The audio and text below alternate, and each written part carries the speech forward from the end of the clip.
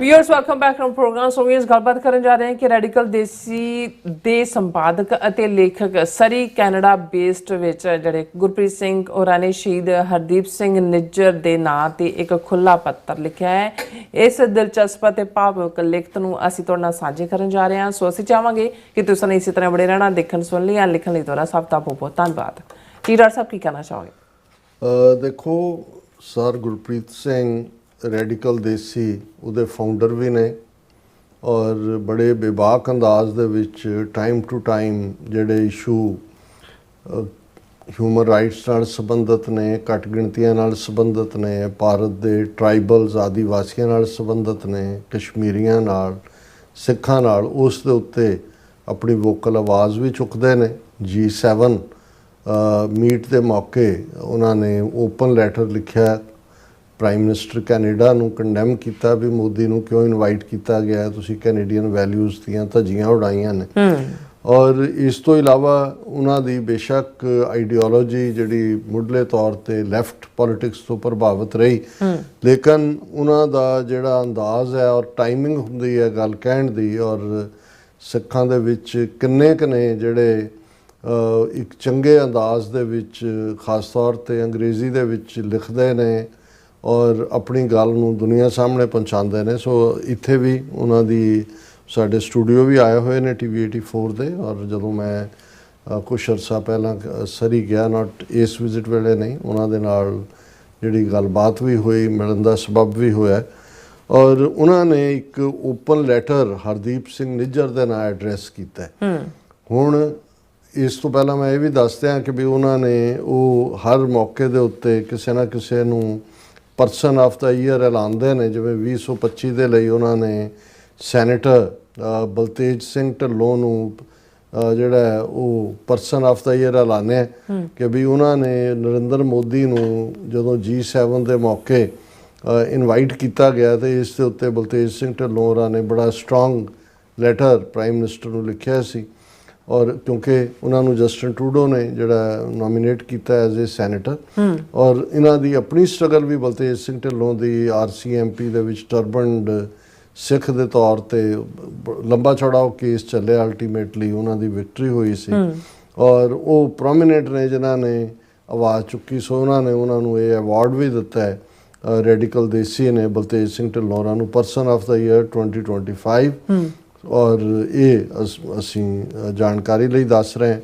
ਹੁਣ ਇਹ ਜਿਹੜਾ ਓਪਨ ਲੈਟਰ ਹੈ, ਇਸ ਦਾ ਜਿਹੜਾ ਪਸ ਮੰਜ਼ਰ ਹੈ, ਸ਼ਾਇਦ ਸਾਡੇ ਵਿਊਅਰਸ ਚੋਂ ਕੁਛ ਨੂੰ ਯਾਦ ਹੋਏ ਕਿ 2021 ਦੇ ਵਿੱਚ ਬ੍ਰਿਟਿਸ਼ ਕੋਲੰਬੀਆ ਦੇ ਕੈਮਲੂਪ ਥਾਂ ਦੇ ਉੱਤੇ ਜਦੋਂ ਜਿਹੜਾ ਹੈ ਉਹ ਡਿਸਕਵਰੀ ਕੀਤੀ ਗਈ, ਜਿਹੜੀ ਖਾਸ ਤੌਰ ਤੇ ਅੱਜ ਕੱਲ੍ਹ ਨਵੀਂ ਟੈਕਨੋਲੋਜੀ ਹੈ ਰਡਾਰਸ ਦੀ ਔਰ ਦੂਸਰੇ ਗਰਾਊਂਡ ਪੈਨੀਟ੍ਰੇਟਿੰਗ ਰਡਾਰ, ਇੱਕ ਰਡਾਰ ਤਾਂ ਹਵਾ 'ਚ ਕੀ ਹੈ, ਜਹਾਜ਼ ਕਿੱਥੇ ਹੈ, ਗਰਾਊਂਡ ਪੈਨੀਟ੍ਰੇਟਿੰਗ ਰਡਾਰ ਦੀ।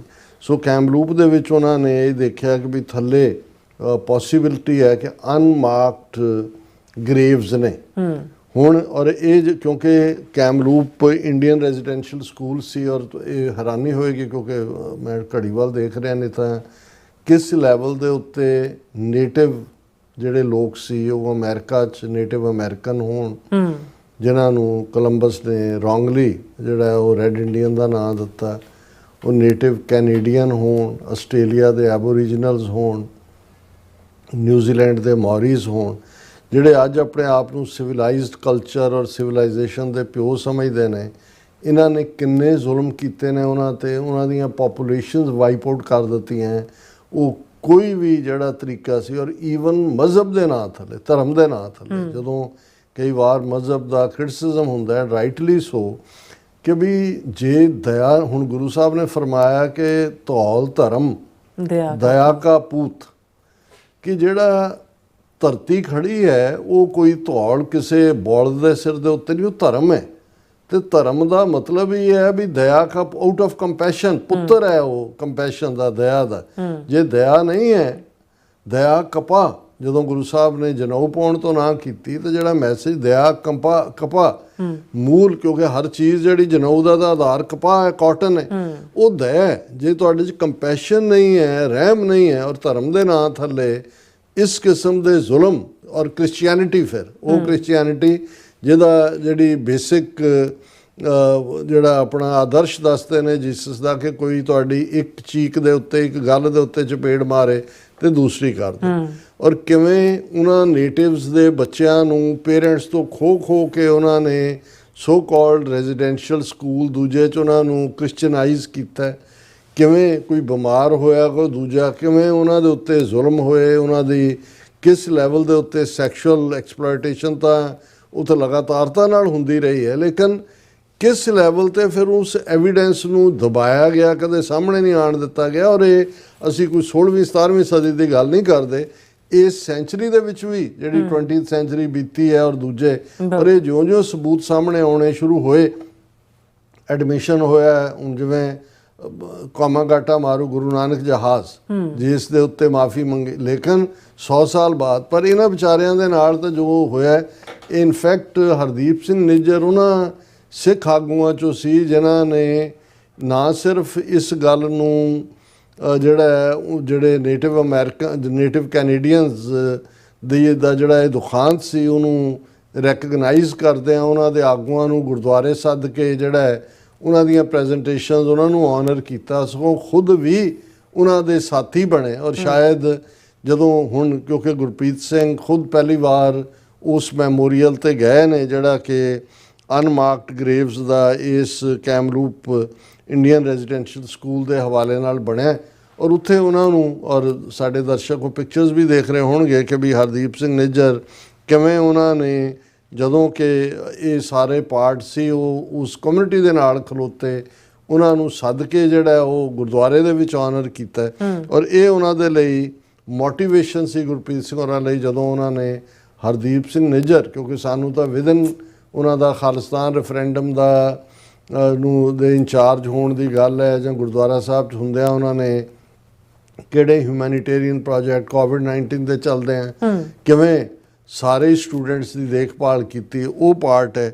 ਸੋ ਉਹਦੇ 'ਚ ਉਹਨਾਂ ਨੇ ਸ਼ੁਰੂਆਤ, ਮੈਂ ਕਿਉਂਕਿ ਇੰਨਾ ਭਾਵਕ ਹੈ ਇਹ ਉਹਨਾਂ ਦੀ ਲਿਖਤ ਵੀ, ਮੈਨੂੰ ਲੱਗਿਆ ਕਿ ਬਈ ਇਹ ਇੱਕ ਡਿਫਰੈਂਟ ਐਂਗਲ ਤੋਂ ਹਰਦੀਪ ਸਿੰਘ ਨਿੱਜਰ ਦੀ ਸ਼ਖਸੀਅਤ ਨੂੰ ਸਮਝਣਾ ਹੈ। ਉਹਨਾਂ ਨੇ ਕਿਹਾ, dear brother Hardeep, you were in my thoughts when I recently visited the former site of the Indian residential school in Kamloops, ਕਿ ਤੁਸੀਂ ਮੇਰੇ ਖਿਆਲਾਂ ਦੇ ਵਿੱਚ ਸੀ ਜਦੋਂ ਕਿ ਮੈਂ ਇਸ ਥਾਂ ਤੇ ਵਿਜ਼ਿਟ ਕੀਤਾ ਇੰਡੀਅਨ ਰੈਜ਼ੀਡੈਂਸ਼ੀਅਲ ਸਕੂਲ।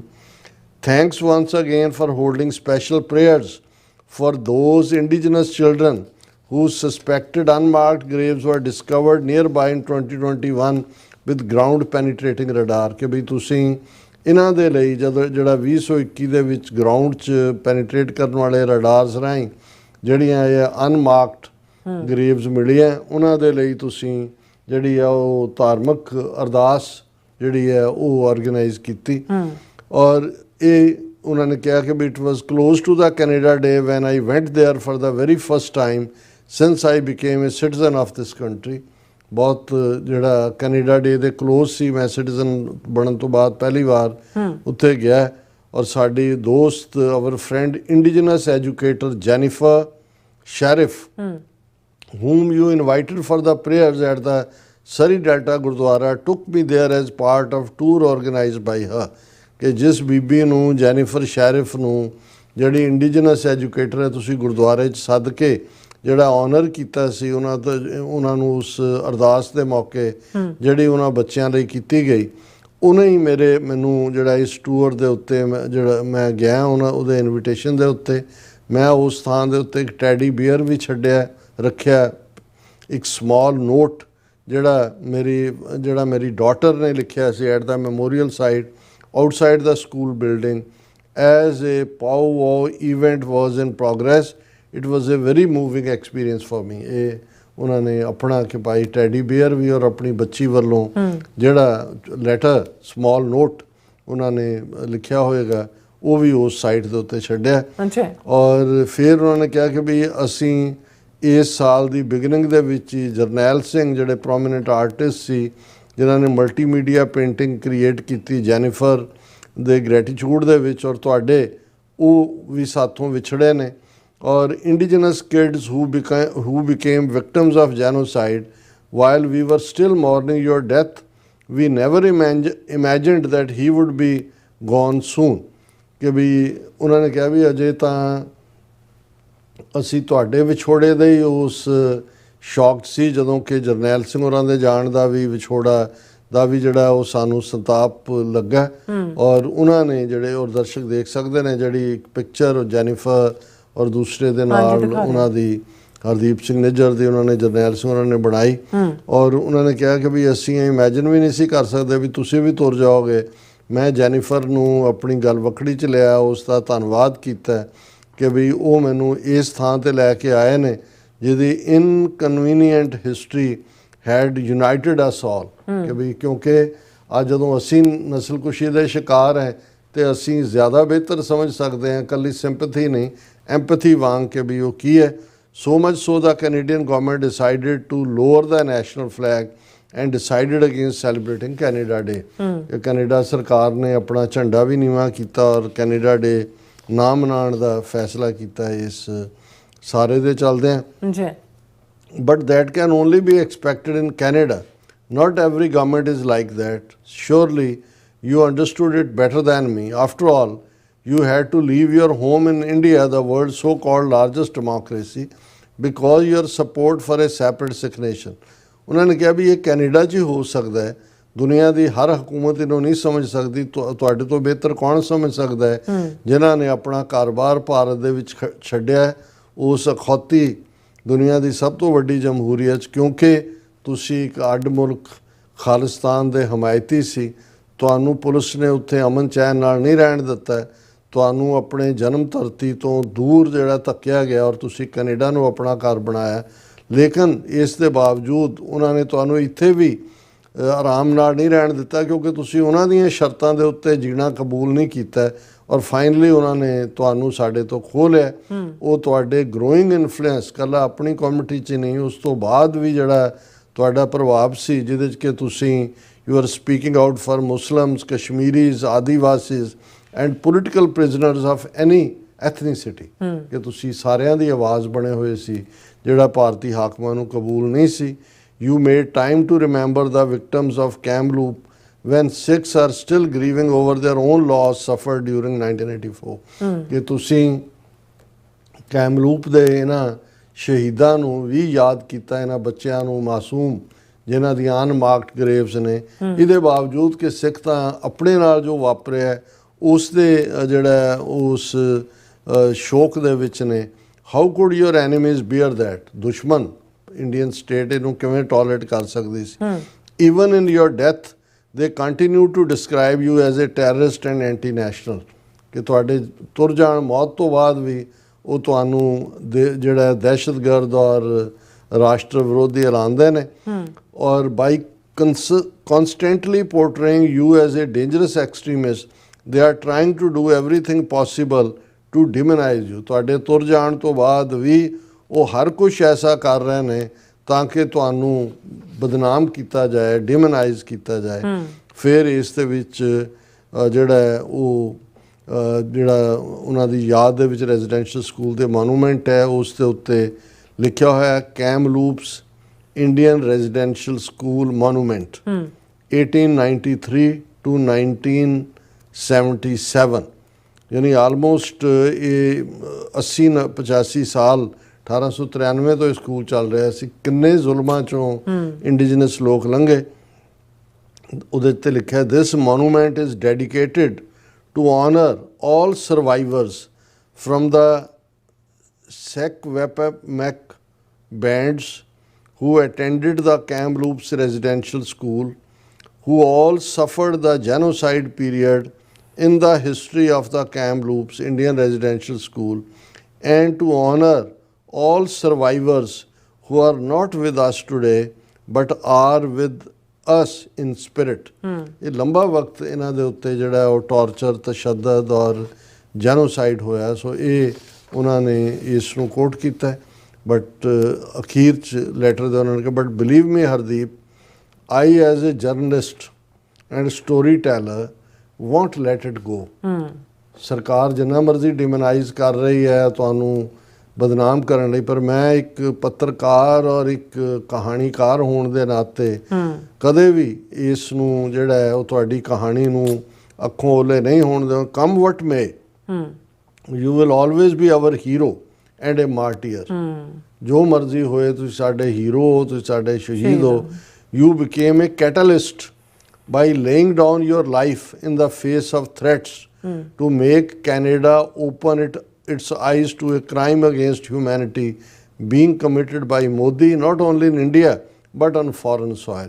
ਤੁਸੀਂ ਆਪਣੀ ਉਸ ਸ਼ਹਾਦਤ ਦੇ ਨਾਲ ਇਹ ਜਿਹੜਾ ਸੱਚ ਉਜਾਗਰ ਕੀਤਾ ਹੈ, ਕੈਨੇਡਾ ਦੀਆਂ ਅੱਖਾਂ ਖੋਲ੍ਹ ਦਿੱਤੀਆਂ ਨੇ ਕਿ ਕਿਵੇਂ ਮੋਦੀ ਨਾ ਸਿਰਫ ਭਾਰਤ ਦੇ ਵਿੱਚ ਲੇਕਿਨ ਬਾਹਰਲੀ ਧਰਤੀ ਦੇ ਉੱਤੇ ਵੀ ਇਹ ਟ੍ਰਾਂਸਨੈਸ਼ਨਲ ਰਿਪਰੈਸ਼ਨ ਕਰ ਰਹੇ ਨੇ।